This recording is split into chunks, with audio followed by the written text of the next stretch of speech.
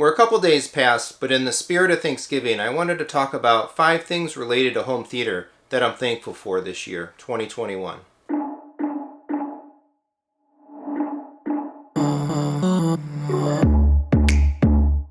So number 1, I'm very thankful to have gone ahead and built the dedicated room that I've been showing off and talking about and so on all these months on the channel.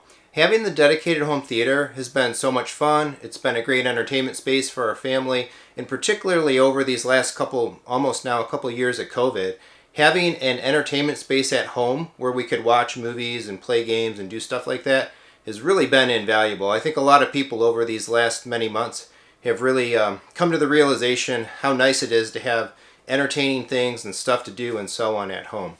But I just find I love this hobby. I love to tinker with it. I love to build things. And doing that room was the final mountaintop of what I had been trying to work towards in it for so long.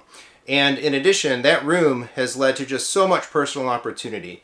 Making connections and deepening connections and such, because I had that, led to a lot of things. It's the bedrock, basically, of this channel and a whole bunch of other stuff that I've done over the last couple of years. And I simply wouldn't have had the same opportunities or the same doors open to me if I hadn't gone ahead to make that room and then put it out there for people to see and tried to do some more things with it other than just enjoy my own movies in my own space.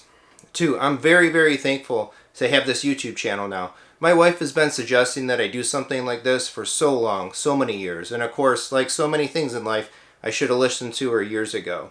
It has been just so incredibly fun and rewarding in doing this channel, figuring stuff out. I've learned a ton. So much about how to shoot video and make things and be creative in a way that I really didn't even harness, I think, in my life to the same degree before. This channel is such a constructive and creative extension of my knowledge in this whole home theater hobby. It's inspiring my kids to do things and build things and play with video, and so sharing it in the family and having it be part of the household, I think is going to really do great things ahead. The entrepreneurialness of putting it together and putting in the time and effort to do it is something that they're certainly seeing and responding to positively. And I think there's so much potential here going forward. I'm so excited to see where things are at in 3 months, 6 months, the end of 2022 and so on. So the third thing that I'm kind of thankful for with regards to home theater is, in conjunction even with numbers 1 and 2, is putting myself out there, putting my space, the things that I've done out there, and talking about it and explaining it, exposing it and so on the channel. It's really made me think a lot more critically about what I've done, why I've done it, what I didn't do, what I maybe should have done. I think it's led me to optimize a bunch of things in my own setup, and it has me excited for the next things that I'm planning to do. So for example, I made the video about the Zone 2 setup that I moved to, which actually solved a lot of conundrums and hassle points that I was having about how I was going to do things in the theater relative to the living room and so on. But going ahead and trying that out, really for the purposes of having content and stuff for the channel, really has led me now to this really, really efficient setup. And I'll be talking about that more in some future videos as well. I've also been really thinking critically about how various elements in my system align with each other with regards to quality and operational use and so on. And coming to some realizations that maybe I cut a couple corners that I wish I hadn't cut, or I chose some equipment that really wasn't super balanced, or maybe the best option for some other equipment that I chose. So going into the new year, and I'll be talking about this in the weeks ahead, I have some ideas in mind for equipment that I want to change and kind of bringing different elements of the system more in line with each other. And really, again, it's been going through the steps of putting it all down and putting it out there, particularly for the channel here, that really started making me think a lot more critically about it. And in the same token, appreciating certain aspects of my system even more, particularly my speakers and the reasons why I chose Focal and the models and such that I did. And I'll talk about that some more as we go forward too. So 4, I'm real thankful for the idea in home theater of good timing and value shopping. So much gear and a lot of companies have really raised prices in the last year that I'm really glad, thankfully, that I built my room when I did just a couple of years ago. Because building a room now, things have gotten much more expensive. and a lot of just across the board line price increases have happened with a lot of companies making really good gear. And so looking at a couple of things, particularly my speakers, is I was looking at what does the current Focal lineup look like compared to what I bought, and getting the front mains in the center in the Electra line just as they were being discontinued. There's no other way to get the beryllium and the same mid-ranges and such in the same speaker now without going up to a Sopra. And even the Arias that I used for the surrounds and the height positions in the room, those have had significant increases. They're MSRPing for twice now what I actually paid for them a couple years ago. So, I spent a good amount of money on speakers, probably a good 12 grand, not including subwoofers, but just on the speakers themselves.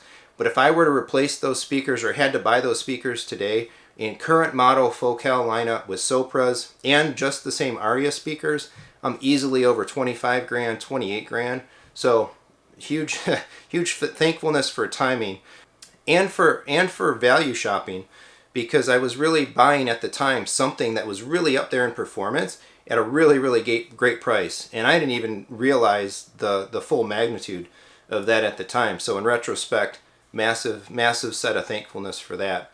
The other thing that I'll comment on with regards to that as well is when you're shopping for home theater gear and you're thinking about the concept of value, yeah, our hobby has a lot of diminishing returns in it, which means that you can spend a whole lot of money way up on a spectrum, and maybe the value of what you're getting back in terms of performance and features starts to kind of roll off at a certain point. You really want to be able to differentiate the idea of bargain hunting and value shopping. Sometimes when you're shopping for value, it might actually mean spending a little bit more to get that better model or the other brand, that one piece of equipment that you really want, right? Maybe sometimes it's just worth waiting until you get that piece of gear that you really, really want. It's going to give you the peace of mind. It's going to make you kind of warm and fuzzy and happy inside every time you sit down in your space and you go to use it, versus bargain shopping a little too much and maybe buying something because it's less expensive now or whatnot, but it might not have the longevity. And if you find yourself looking to change it or sell it or swap it out sooner than later, you really want to shop this hobby, I guess, based more on just price, but based on value. And again, realizing that the best value isn't always the cheapest thing. I'm definitely coming to that realization a lot in my own system with regards to things that I have bought, things that I now kind of want to change, and the ramifications of that. I've gotten lucky with a couple things, and I've learned a lot on some others as well. And 5, the last thing I'm thankful for, of course, is you. If you're watching this video right now, engagement on the channel has been great. We just hit 500 subscribers over the Thanksgiving holiday weekend. Perfect timing for that. I'm going to make a follow-up video on kind of what the 500 milestone means and what the next steps are going to be, and some things that I've done and some things that I'm going to continue to learn from and evolve and change going forward. So I'll be posting that in fairly short order as well. But overall, the comments, the support, the engagement has just been great. It's so much fun to pull up YouTube Studio and look at the feedback and suggestions and stuff that people make, even the constructive ones. Thankfully, nobody's bullied me really. Nobody's been really overtly mean or whatever, but I definitely have gotten some constructive feedback. I'm getting more comfortable doing this, and so hopefully getting better at it. And again, more updates coming. I'm very, very excited to continue moving this forward into the end of the year and then into 2022. So thank you for watching. Thank you for liking. Thank you for subscribing. Please share the channel with anybody that you know that might be interested in it. I think I've got a long road ahead of me doing this, and I'm really excited for it. So there you go. 5 things for Thanksgiving 2021 related to technology and home theater that I'm thankful for. Please like and subscribe. Look for that channel, that 500 subscriber channel update coming, and a whole lot more soon as well. Thanks.